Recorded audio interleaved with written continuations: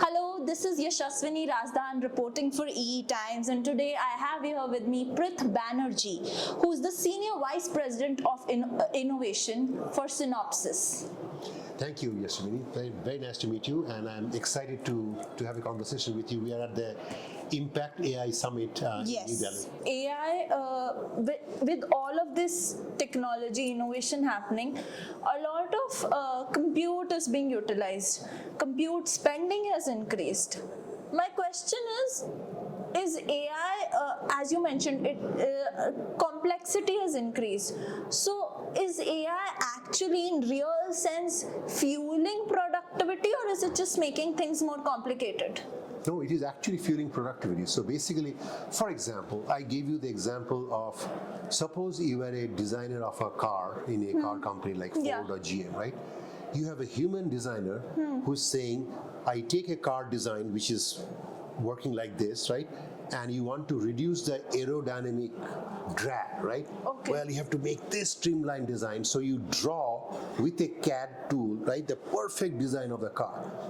And then you simulate the car. And suppose that CAD design and the simulation takes you like 100 hours to design the CAD and 10,000 hours to run the simulation.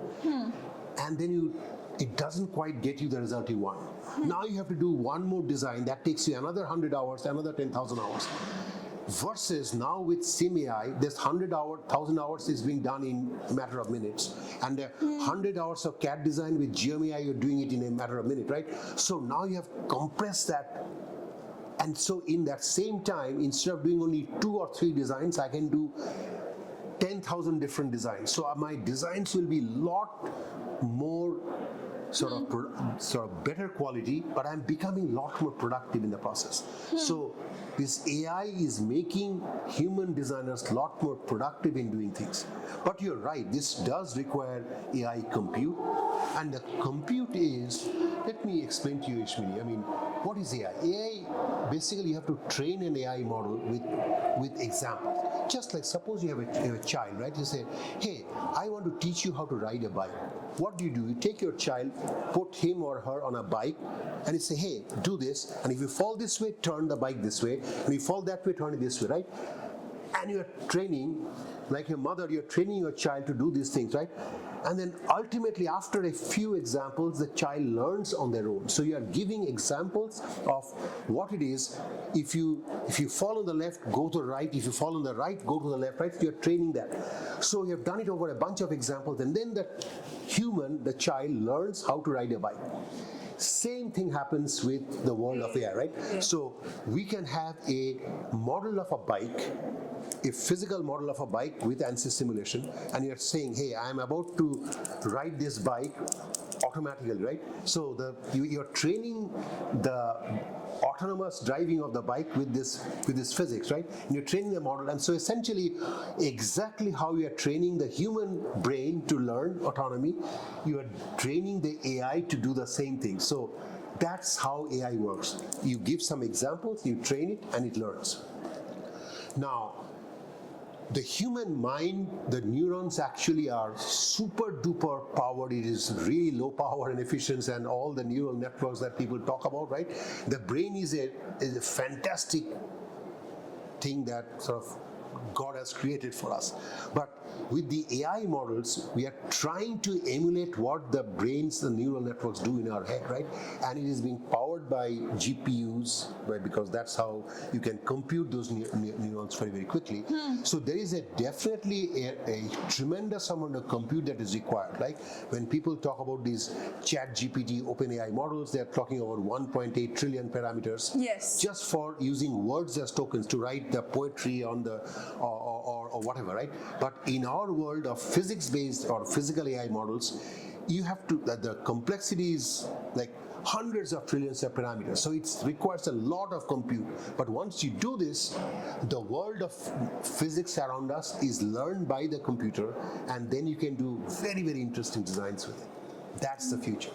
So once you've reached that stage, how do you measure what gains does AI, what are the measurable gains that AI brings into the world of simulation and design? It is just like, so let me give you an example. So suppose you are an artist, right? Yeah. And you say, okay, I would like to draw an art. I am in New Delhi.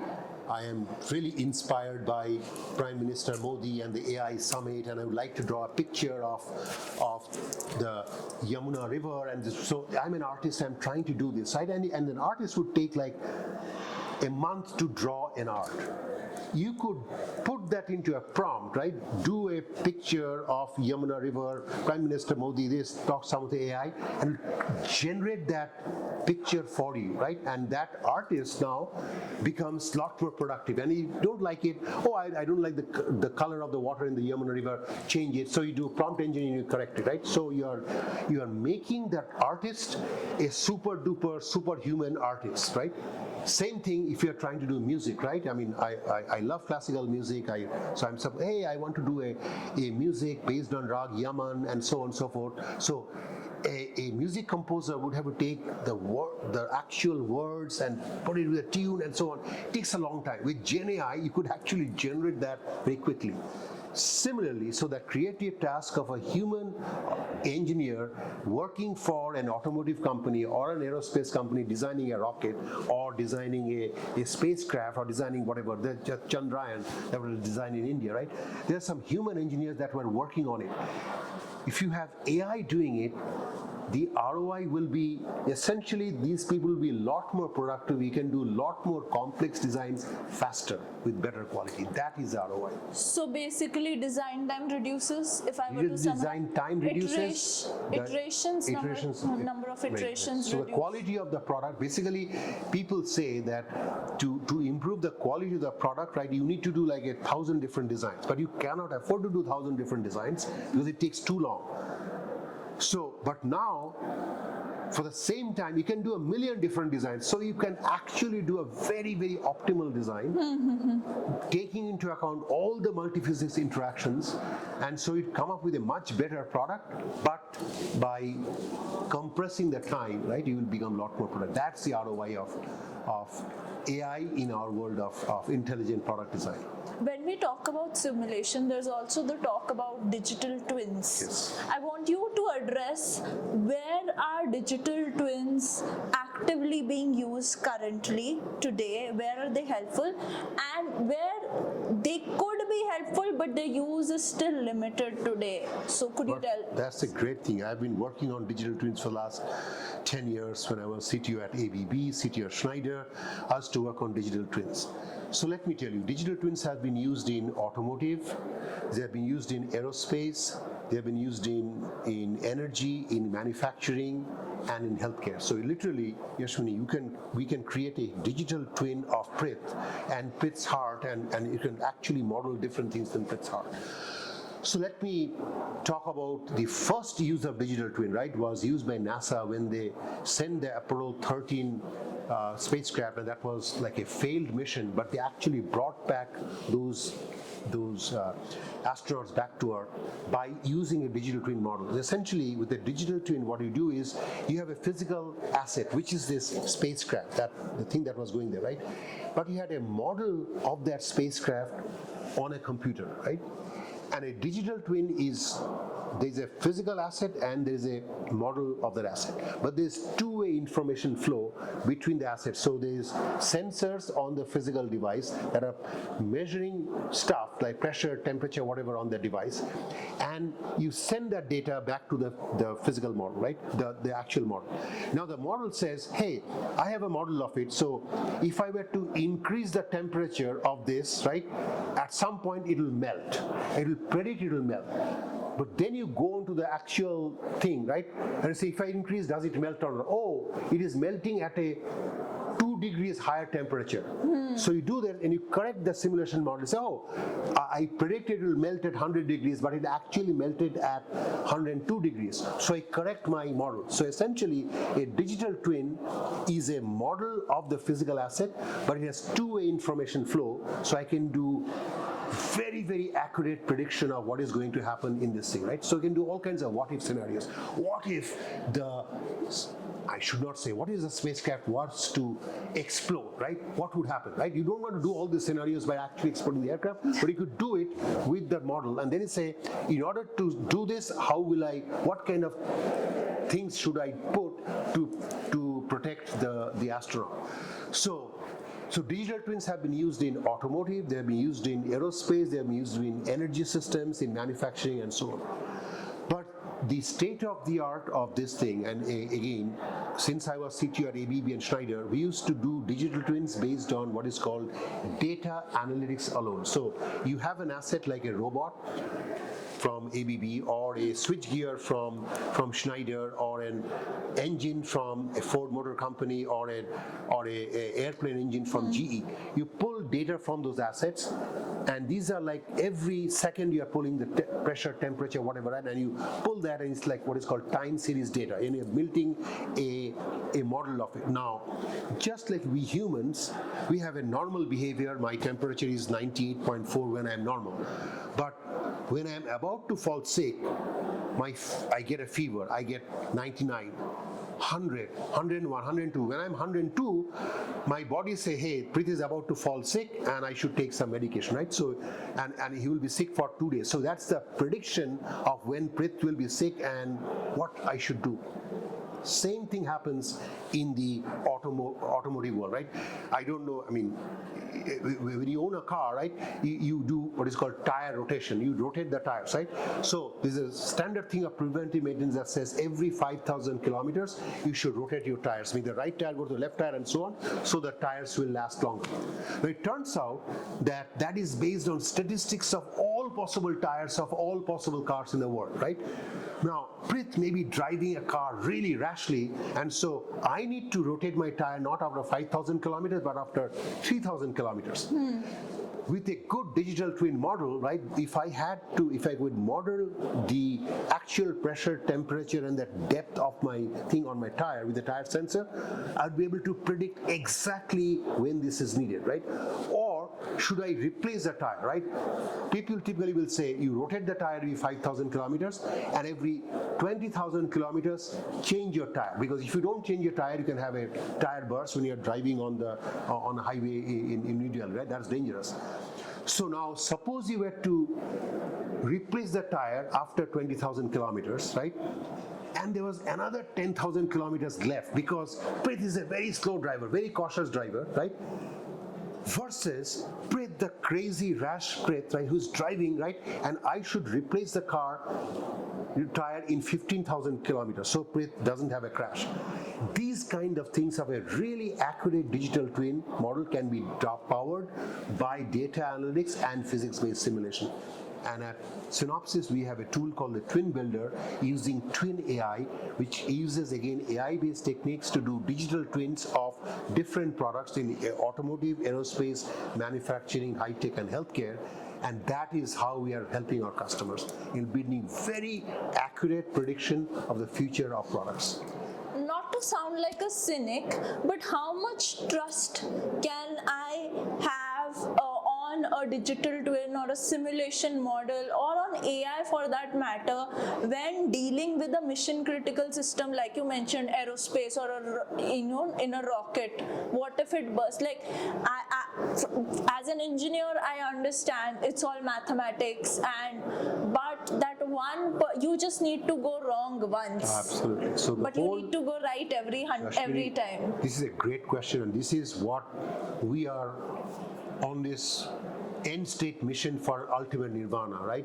Where is 100% accuracy. You will never get to 100%, but yes. Today suppose we are at 90% and we are trying to go to 95% and 99%. That is the whole vision of what we call virtualization and validation, right? So in the past, you design a car and you would actually make a prototype of a car, or design an aircraft, do a prototype of an aircraft, and you put it in a wind tunnel, right? And you do various testing, but physical testing is very, very expensive. And people think, oh, I've done physical testing, it kind of works.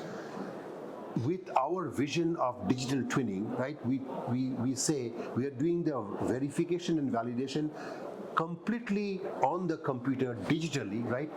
And it's increasingly is getting more and more and more accurate, so that you don't have to do physical prototyping.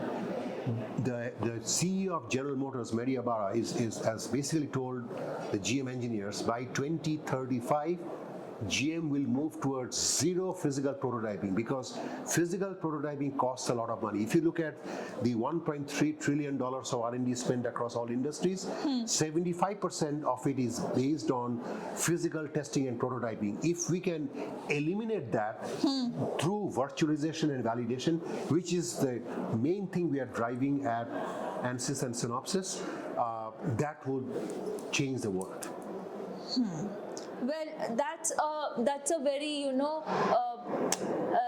forward-looking statement that you've put out here, and I hope we reach that, because ultimately we want to reduce the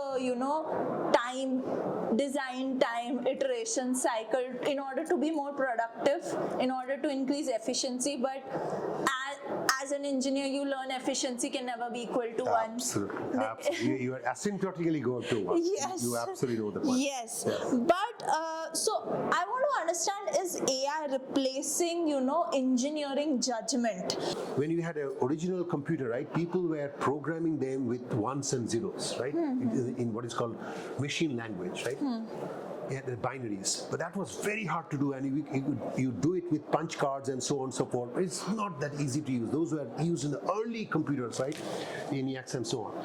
But then came sort of assembly language programming, where you wrote it in English saying move R1 to R2, add R1 to R3, and that becomes easier for a human to program, and then a assembler generated the ones and zeros for the computer.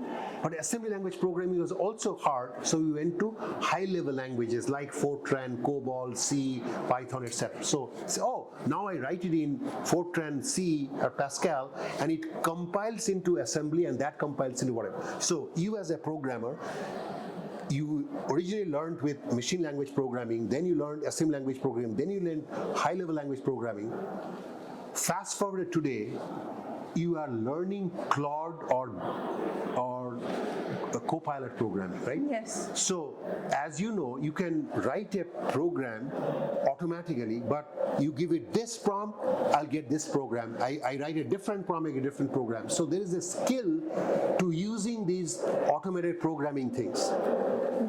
All you are doing is you are upskilling, so the human is still there, but the human, instead of writing the ones and zeros for the machine language programming or the assembly language programming or the high level language, I'm writing my programs in a prompt, in an English language or whatever, and it's generating the things for you. Same thing is going to happen, is happening in the design of intelligent products, right? You'll give a specification, and the AI generated stuff with SimAI, GeoMAI, DSO, VSO will allow, and this agentic engineers will work with you, and you as a human will get a lot more powerful.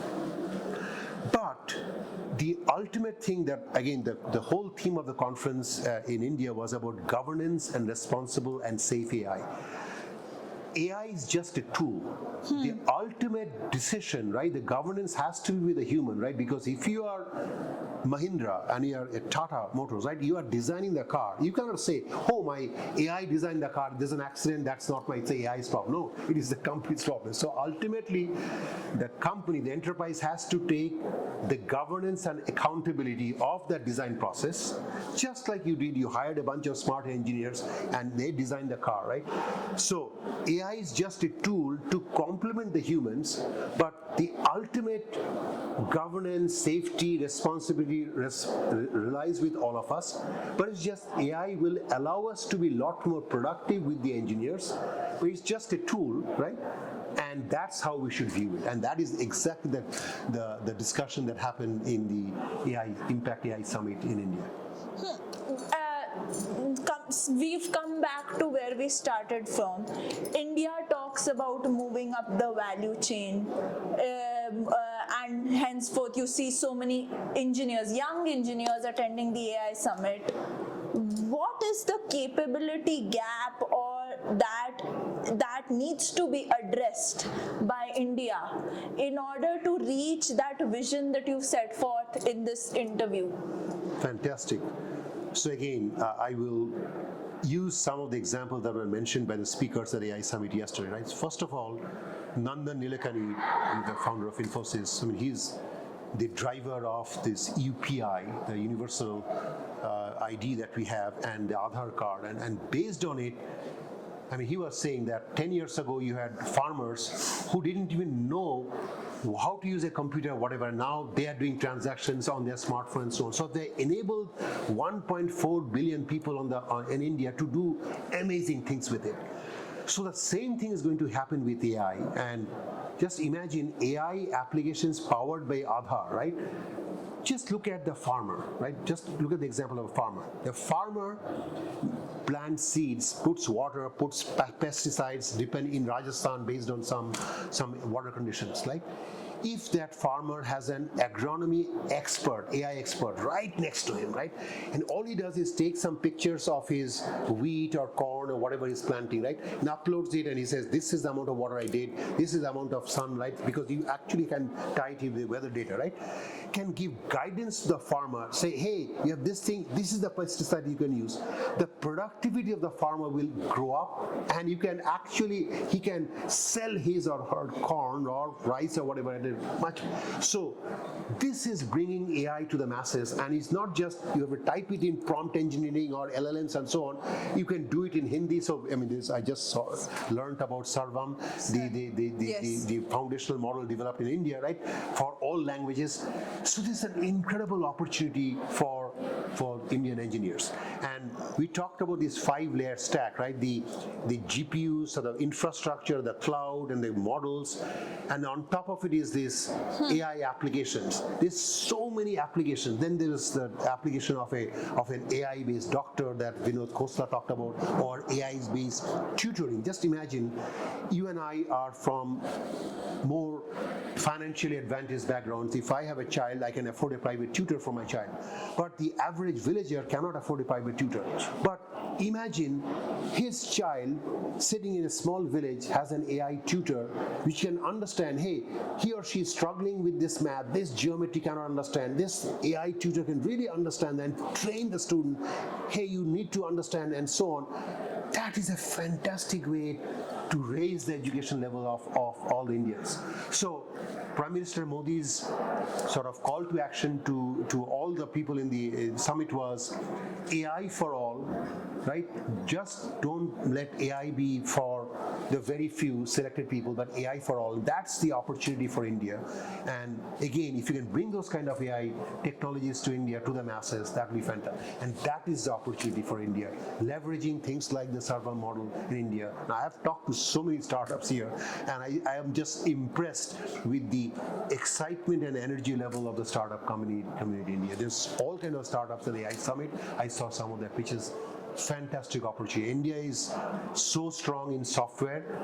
AI is just a tool in the software world, and it will completely allow India to make significant progress, but not for individuals, but for the masses. That is the most important thing. How can AI be used to improve the lives of the masses? Well, that's a really amazing thought that you've put forward.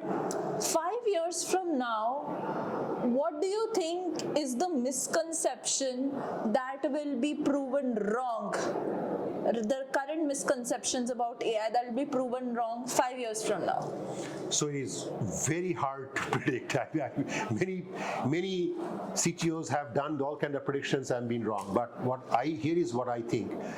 People know that AI is a new technology, and every new technology people are scared, right? I mean, and again, you do recommendation engines, you have children, it's, oh my God, my child is going to see this thing, and I don't want to have an Instagram account for a child, and so people are naturally scared about the power of AI, and they should be.